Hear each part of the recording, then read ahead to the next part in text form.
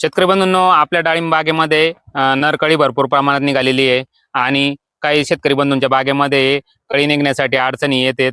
आणि शेतकरी बंधूंनो, ज्या शेतकरी बंधूंच्या बागेमध्ये मादी कळी चांगली निघालेली आहे, पण सध्या ड्रॉपिंगची समस्या ही, गळीची समस्या ही सगळ्यात मोठी समस्या ही आज 70 ते 80% शेतकऱ्यांच्या बागेमध्ये दिसून येते.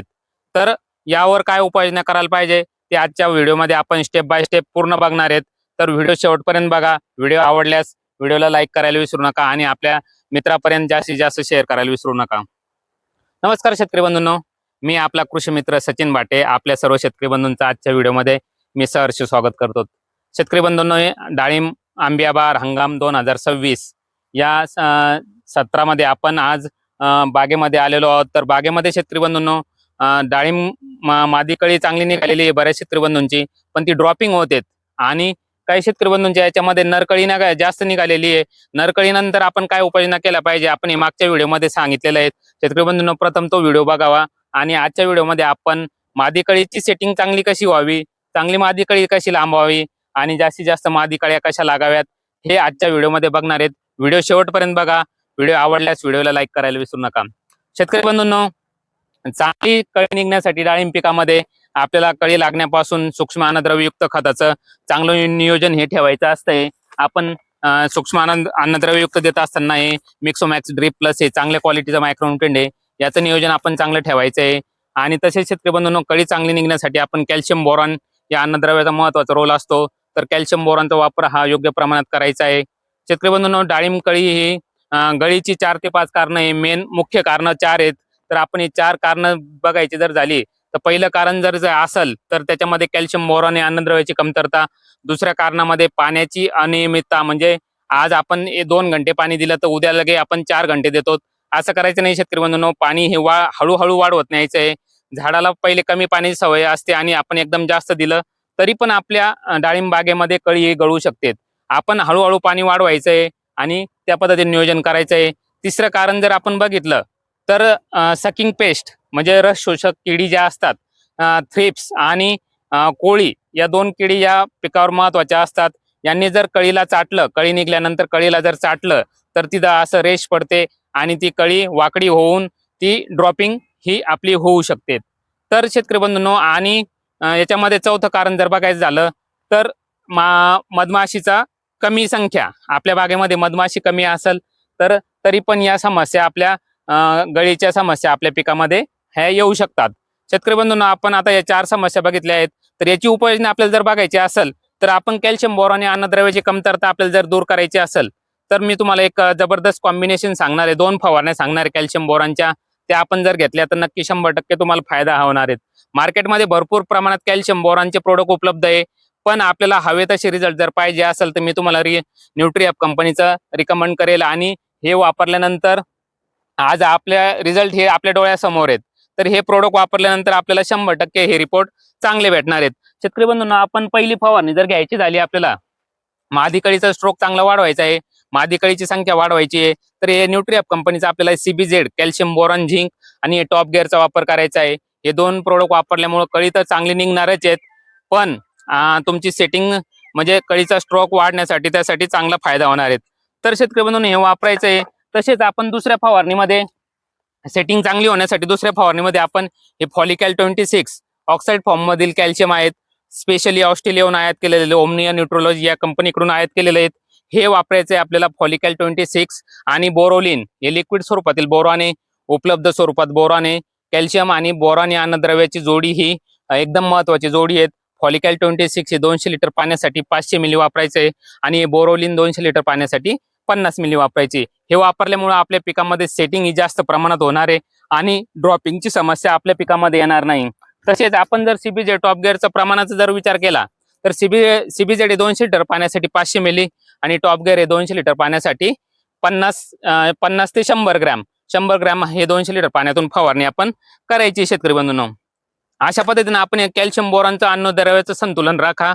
तसेच आपण ड्रीपमधून जर आपल्याला संतुलित अन्नद्रव्य व्यवस्थापन करायचं असेल तर आपण हे जे किट बघत आहेत न्यूट्रिअप ड्रीप फॉर्म्युला, हा ड्रीप फॉर्म्युला द्यायचा आहे, जेणेकरून आपल्या कळी चांगली निघण्यासाठी तर मदत होणारच आहेत, पण सेटिंगसाठी सुद्धा याची चांगली मदत होणार आहेत. ड्रीप फॉर्म्युला जर घटक जर बघायचे झाले तर याच्यामध्ये शेतकरी बंधूंनो, तुम्ही बघू शकतात हे ऍक्टिव्हेटर म्हणजे पांढऱ्या मुळ्यांच्या ग्रोथसाठी चांगलं काम करतंय. प्रोटिको तुमचं नॅचरल अॅमिनो ऍसिड आहे. याच्यामध्ये चिलेटेड मॅग्नेशियम आहे, चिलेटेड झिंक आहे, चिलेटेड फेरस आहे, याच्यामध्ये सिल्प्रो आहे, चांगल्या क्वालिटीचं सिलिकॉन आहे आणि हे मिक्सोमॅक ड्रिप प्लस 1 किलो हे सूक्ष्म द्रवयुक्त खत आहे. याच्यामध्ये पण 6 घटक हे आपल्याला दिसून येतात. तर शेतकरी बंधूंनो, हे आपण एका एकरसाठी वापरायचं झालं तर 3 किलो याचा वापर करायचा आहे. याच्यामुळे तुमची सेटिंग चांगली होण्यासाठी मदत होईल, झाडामध्ये ग्रीनरी टिकून राहील आणि झाड ही क्वालिटी चांगली ठेवण्यासाठी मदत करणार आहेत. शेतकरी बंधूंनो, ड्रीप फवारणीमध्ये कॅल्शियम बोरॉनचा वापर करा. ड्रीप मधून हे तुम्ही ड्रीप फॉर्म्युलेचा वापर करा. हा एक पॉईंट आपण इथं कव्हर केलेला आहे. दुसरा पॉईंट, जर आपण सकिंग पेटचा अटॅक आपल्या बागेमध्ये असेल तर सकिंग पेटसाठी थ्रिप्स आणि कोळीसाठी जर फवारणी घ्यायची झाली आपल्याला तर मधमाशीला हानिकारक होणार नाही अशा फवारण्या घ्यायच्या आहे. जसे की डेलिगेट, ट्रेसर या कीटकनाशकाच्या फवारण्या आपण घ्यायच्या आहेत. पण या फवारण्या घेत असताना आपण या संध्याकाळी अंधार पडल्यानंतर या फवारण्याचा वापर हा आपण करायचा आहे.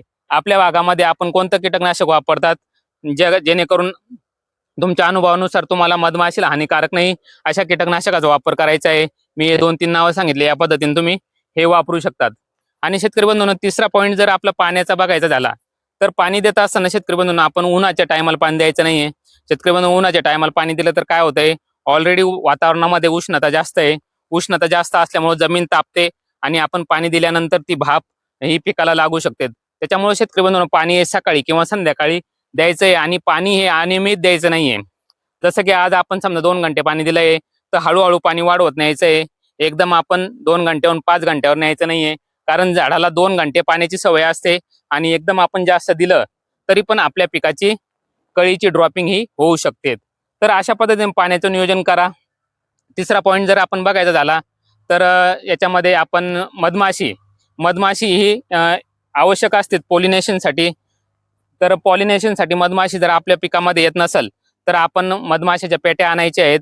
पेट्या आणून आपल्या बागेमध्ये ठेवायच्या आहे, जेणेकरून पोलन चांगलं होईल आणि मधमाशी वाढण्यासाठी आपल्या शेतामध्ये मदत होईल. तसेच शेतकरी बंधूंनो, नॅचरली मधमाशी तुम्हाला जर आणायची असेल तर तुम्ही ताक, इलायची, गूळ हे मिश्रण एकत्र करून कुटून 1 दिवस भिजत ठेवून दुसऱ्या दिवशी सकाळी फवारणी करा. याच्या सुगंधानं पण मधमाशी आकर्षित होत असते. तर मधमाशीचं या पद्धतीने आपण नियोजन करायचं आहे. आणि चौथं कारण जे असतं, समजा ड्रॉपिंग होण्यामध्ये वातावरणामध्ये होणारे अचानक बदल. वातावरणामध्ये अचानक बदल म्हणजे यावर्षी आपण परिस्थिती बघू शकतात. मोठ्या प्रमाणात ढगाळ वातावरण आहे. 8 दिवस झाले ढगाळ वातावरण येतंय आणि आपलं डाळिंबाचं काम हे बिघडवून टाकण्याचं काम करतायत. तर ढगाळ वातावरण जर आलं तर आपल्याला बुरशीनाशकाची फवारणी टाकायची आहे. बुरशीनाशक मधमाशाला चालतील अशाच बुरशीनाशकाची फवारणी ही आपल्याला टाकायची आहे. तर एवढं सगळं आपण केल्यानंतर आपल्या बागेमध्ये 150 ते 200 फळं लागण्यासाठी मदत होणार आहेत. तुम्हाला जर या बागेची क्वालिटी आणि क्वांटिटी जर बघायची असेल तर तुम्ही या पद्धतीने बघू शकतात. एका झाडावर कमीत कमी 150 ते 200 फळं हे या बागेला एका झाडाला लागलेले आहेत. आणि एकाच झाडाचं नाही तर बाकी झाडाची कंडिशन पण तुम्ही बघू शकतात. आपल्या बागेमध्ये क्वालिटी आणि क्वांटिटी ही वाढवायची असेल, चांगल्या क्वालिटीचं डाळिंब उत्पादन आपल्याला जर घ्यायचं असेल तर या न्यूट्रीअप कंपनीच्या उत्पन्नाचा नक्की वापर करा. आणि हा व्हिडिओ तुम्हाला कसा वाटला नक्की कमेंट करून सांगा. व्हिडिओ आवडल्यास व्हिडिओला लाईक करायला विसरू नका. आणि तुम्ही हा व्हिडिओ कुठून बघताय, कोणत्या जिल्ह्यातून बघताय, कमेंटमध्ये जिल्ह्याचं नाव सांगा. आणि तुम्हाला याच्यामध्ये काही जर समस्या येत असेल ड्रॉपिंग संदर्भात तर या उपाययोजना तुम्ही एकदा चेक करा आपल्या बागेमध्ये. या उपाययोजनापैकी आपण कुठे कमी पडतोय, याच्यामध्ये जर आपण कमी पडत असाल तर नक्की या उपाययोजनाचा तुम्ही उपाययोजना करा. नक्की तुमच्या बागेमध्ये 150+ सेटिंग ही होण्यासाठी नक्की मदत होणार आहेत. आणि शेतकरी बंधूंनो, तुमच्या बागेमध्ये नरकळी आहे आणि तुम्हाला वाटतंय मादी कळी निघल का नाही निघल, आपण मागच्या व्हिडिओमध्ये मादी कळी निघण्यासाठी उपाययोजना सांगितल्या आहेत. त्या उपाययोजना तुम्ही नक्की करायच्या आहेत, जेणेकरून मादी कळी निघण्यासाठी नक्की मदत होणार आहे. आणि तुम्ही एक वेळा न्यूट्रीअपची कंपनीची उत्पादने अवश्य वापरा आणि चांगले रिझल्ट हे मिळण्यासाठी तुम्हाला नक्की फायदा होणार आहेत. आणि अजूनपर्यंत तुम्ही चॅनलवर नवीन असाल तर चॅनलला सबस्क्राईब करा, बेल आयकॉन बटन दाबा आणि हा व्हिडिओ आपल्या नातेवाईकापर्यंत, मित्र कंपनीपर्यंत, डाळिंब बागायतदारापर्यंत जास्तीत जास्त पोहोचण्यासाठी नक्की मदत करा. धन्यवाद.